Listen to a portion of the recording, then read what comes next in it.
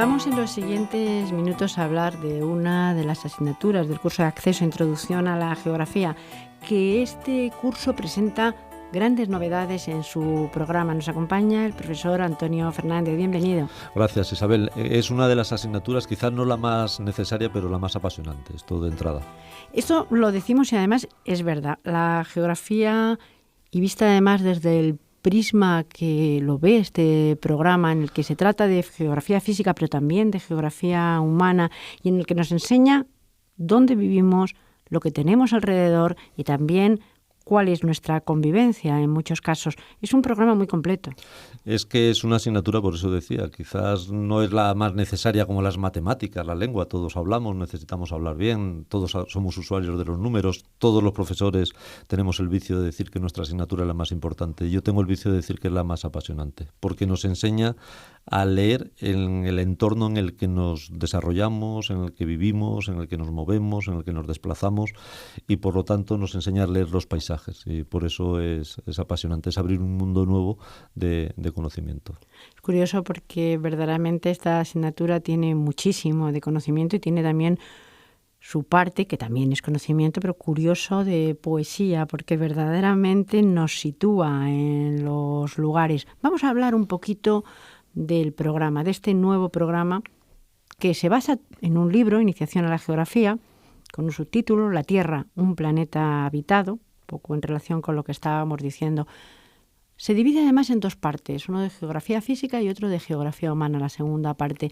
¿Podemos un poco analizar lo que se va a ver dentro de este libro? La primera parte, que abarca el primer cuatrimestre, y para aquellos alumnos que lo deseen, se pueden examinar en febrero de esa primera parte y que al aprobar han eliminado esa primera parte y en junio solo se examinarían de la segunda parte.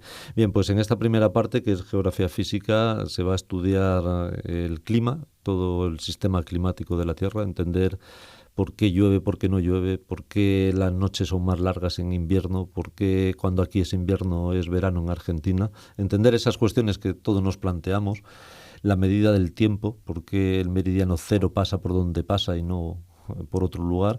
Cuestiones de la vida diaria será abordado tanto en el primer tema como en el segundo, y luego también el relieve. Veremos o entenderemos por qué las montañas están ahí, por qué hay valles pero no todos los valles tienen el mismo origen, y el último, los ecosistemas, es decir, la parte viva del planeta con los otros seres que compartimos el planeta.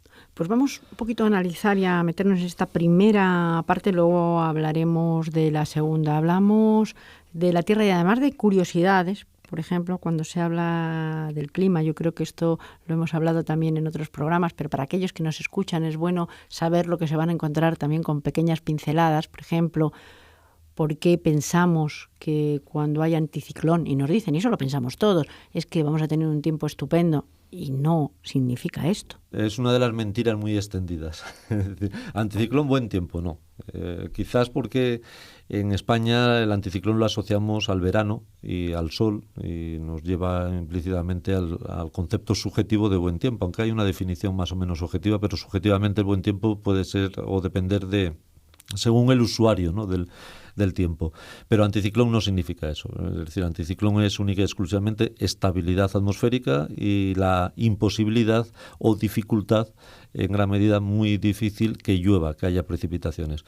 Porque anticiclón también es lo que tienen en Siberia en invierno con 40 grados bajo cero, y yo creo que casi todos estaremos de acuerdo en que eso no es buen tiempo.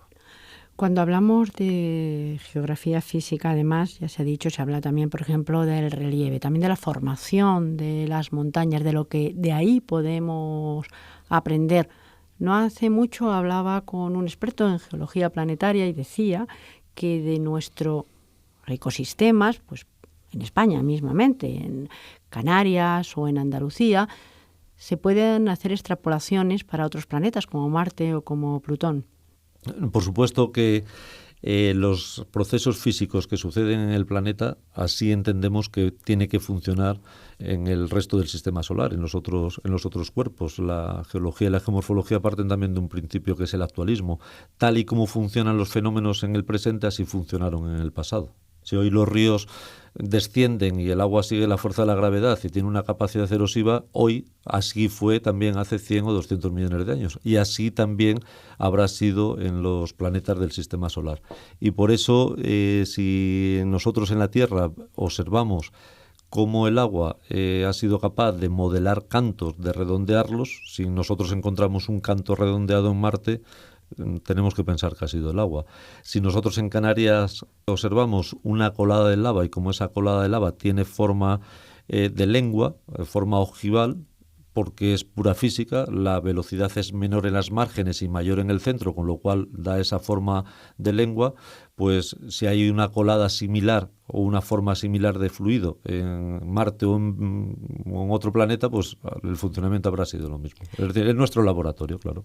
Y por hacer precisamente otro símil, lo que respiramos, el oxígeno, el agua, la importancia que tienen en nuestro planeta por los dos elementos. Evidentemente no podemos concebir vida sin agua y entonces en cuanto en un planeta observamos indicios de haber habido agua o que incluso la pueda haber ahora en el presente, es el primer indicio para pensar en la vida, porque el agua podrá tener un pH más alto o más bajo, incluso con pH muy ácidos hay vida y eso se está estudiando ahora mismo en el río Tinto, en Huelva, en los ambientes extremos, los extremófilos, es decir, la vida que se produce o que nace en ambientes donde hace 15 o 20 años pensábamos que no habría vida y sin embargo la hay, pero el basamento es la existencia de agua. También no hace mucho tiempo hemos visto volcanes en erupción. Por ejemplo, en Italia no hace mucho tiempo que lo hemos visto y nos ha parecido sorprendente, nos sigue pareciendo sorprendente. Todo esto también está dentro del programa. También porque uno de los puntos que tratamos es el relieve volcánico y los volcanes quizás sea de los elementos de la naturaleza que más fascina o nos fascina, ¿no? Te quedas impresionado por esa energía, por esa fuerza, hasta tal punto que con su emisión de gases interfiere en el sistema climático y puede dar lugar a enfriamientos rápidos del clima. Es decir, ahora mismo vivimos un mundo acuciado por el calentamiento global, por el incremento de temperatura debido a los gases de efecto invernadero de origen antrópico. Siempre ha habido calentamientos, pero eran de carácter natural.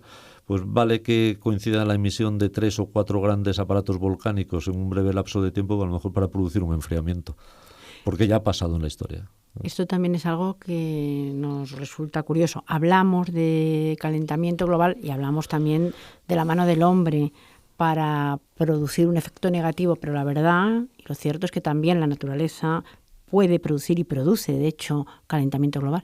Por supuesto, es decir, antes de la existencia incluso ya de la hominización, de los primeros homínidos, el planeta tiene registrados momentos más cálidos que el actual. Y era de forma natural. Es decir, la naturaleza se autorregula, tiene procesos de autorregulación y entonces llega a un máximo calentamiento y se autorregula y puede llegar a procesos de enfriamiento. Vivimos en un sistema energético que con autorregulable. Entonces nosotros hemos interferido en ese sistema y lo estamos haciendo variar en este caso, hacia un calentamiento, pero tarde o temprano se autorregulará. También, y por poner otro ejemplo, se habla de glaciares. También la mano del hombre, pero también la naturaleza, tiene que ver pues con los glaciares o la cada vez mayor falta de ellos. Efectivamente, es otro de los puntos a tratar, el relieve glaciar dentro del tema del relieve y los glaciares que tuvieron sus extensiones máximas hace 20.000 años. Desde hace 20.000 años han empezado un proceso de retirada que no ha sido lineal, sino que ha habido momentos históricos como la pequeña edad del hielo que volvieron a un pequeño avance, en otros momentos incluso anteriores también, retrocesos, avances, pero en cualquier caso la resultante de los últimos 20.000 años es una tendencia a su desaparición. Y eso tiene que ver con la propia evolución climática y sobre todo se ha acelerado mucho en los últimos 150 años, claro, cuando hemos empezado a meter demasiado carbono en la atmósfera. Y otro de los temas que yo creo que nos sigue sorprendiendo es el tema de las mareas, por ejemplo. Es decir, de las atracciones también de la Tierra, de sus planetas. Esto, de alguna manera, todavía nos sorprende. Hay que estudiarlo y saber por qué. Se toca también brevemente, al menos tener la idea de esa conjunción de sol, luna y cómo da lugar a esas atracciones de mareas vivas o mareas más fuertes, y se presenta, y la importancia que tienen esas mareas, porque incluso mueve el ritmo estacional de mucha piscifauna, que tiene fases de reproducción en función de las mareas, que los habitantes de las costas lo saben muy bien cuándo es mejor momento para la pesca, para bañarse o no bañarse. Es decir, nos sigue rigiendo la naturaleza, queramos o no, sigue rigiendo parte de nuestra vida cotidiana. Desentrañar esos secretos pues forma parte de esta primera parte de la asignatura de Geografía Física. Como vemos, hay estos temas y otros, pero es muy interesante. Si pasamos a la segunda parte, la de Geografía Humana, lo que estamos viendo en cuanto al envejecimiento de la población, sobre todo en determinados países, la relación entre nacimientos, entre mortandad, los años que se puede vivir en unos países o en otros, también dependiendo del sistema de vida, las migraciones, que son tema actual. Totalmente, que junto con el anterior, el problema ambiental, el segundo gran problema que tenemos en el planeta es la gestión de la población. Sobre todo, gestionar la desigualdad económica en la población, porque efectivamente en el planeta tenemos territorios donde vamos hacia un envejecimiento, como es en el caso de Europa, y continentes como en África, donde prácticamente casi el 50% de la población tiene menos de 15 años. Bueno, eso es inconcebible. Si a eso le añadimos una desigualdad económica obscena, es decir, que los 10 primeros habitantes más ricos del planeta tengan tanto dinero como el 30% de la población mundial y cosas de estas, pues resultado, hay movimientos migratorios, y eso es uno de los grandes retos que además está asaltando los medios de comunicación todos los días.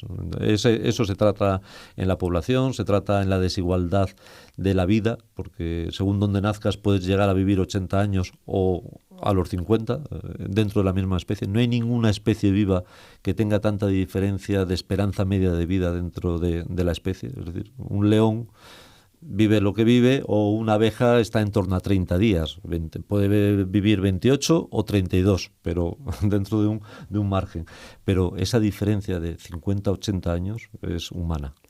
Eso tiene, claro, muchísimo que ver con lo que comentaba justamente cuando hemos empezado esta segunda parte, es decir, la economía manda y no tiene tanto que ver la naturaleza ni el clima, sino la economía y los niveles que se tengan. Es un hecho económico, es una consecuencia de desarrollo, una consecuencia económica, y no es una consecuencia natural. El ser humano no está programado para que aleatoriamente unos puedan vivir 50 años o 30 años más que otros, no. Simplemente esa desigualdad ante la vida y ante la muerte es un producto social de una desigualdad económica, de una desigualdad de desarrollo, y tiene una base económica. Entonces ahí es donde entra el segundo capítulo de geografía económica, de geografía industrial, de la explotación agraria, de todos los procesos de globalización o el proceso de globalización que hay en la actualidad, y que es un proceso que le llamamos así desde hace los últimos 20 años, por un proceso de globalización del capital, porque globalización ya con los romanos se habían dado los primeros pasos.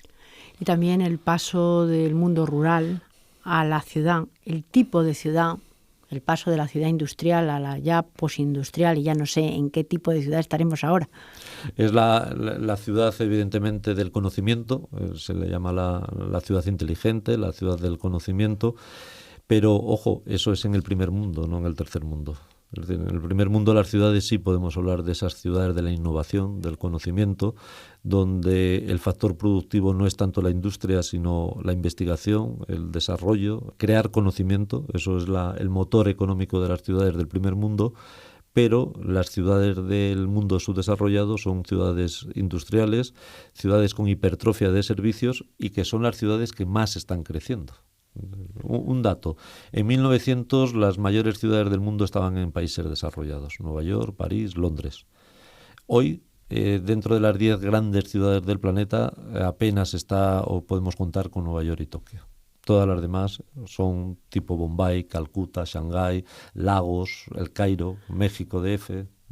Pero porque de alguna manera estas ciudades hacen como una especie de efecto llamada, quizá por las dificultades que hay dentro del entorno rural o de otros entornos en su país. Sí, por supuesto. No es que la ciudad sea muy atractiva, es que el campo repele.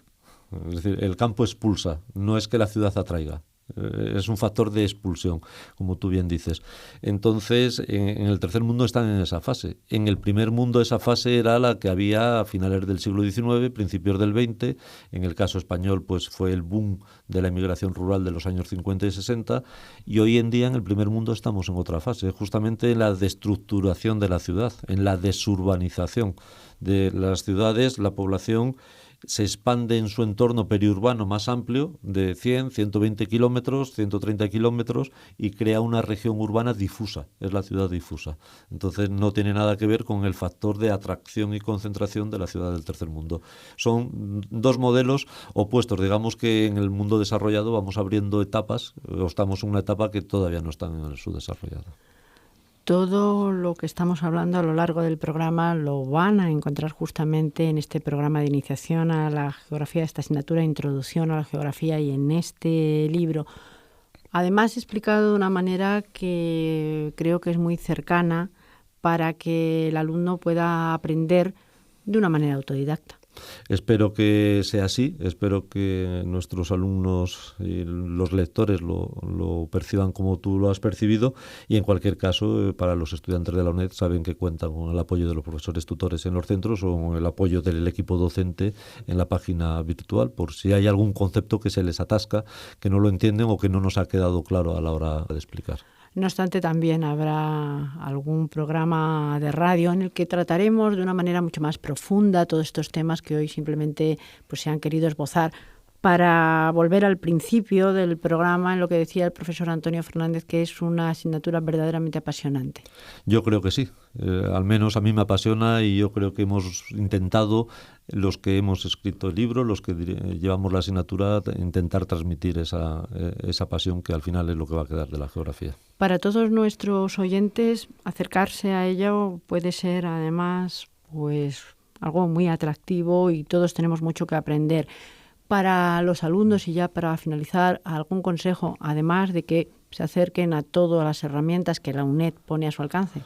Que aprovechen esas herramientas, que estudien y que intenten disfrutar con el estudio, pero sobre todo aplicarlo luego a la vida diaria, lo más rápido posible. Es decir, si ha leído algo sobre un anticiclón y al día siguiente cuando sale de casa ve que el día está despejado, pues que consulta, pues efectivamente este es el efecto de un anticiclón. Brilla el sol, haga o no haga frío, y que intenten aplicar lo aprendido a su vida diaria. O un paseo por la ciudad, decir, pues esta unidad, esto es una fábrica abandonada. Claro, es la crisis industrial que habla el libro, y es la fase postindustrial y ha sido sustituida por laboratorios. Es decir, que intente llevar a la vida diaria lo aprendido rápidamente. Es la forma de fijar, de aprender y de disfrutar la ciencia. Verán todos que además está por todas partes. Si nos acercamos a una playa y vemos cómo el mar de la mañana a la noche cambia, si miramos al cielo vemos también cómo cambia, es decir, es fácil porque lo tenemos en nuestro entorno. Eso es.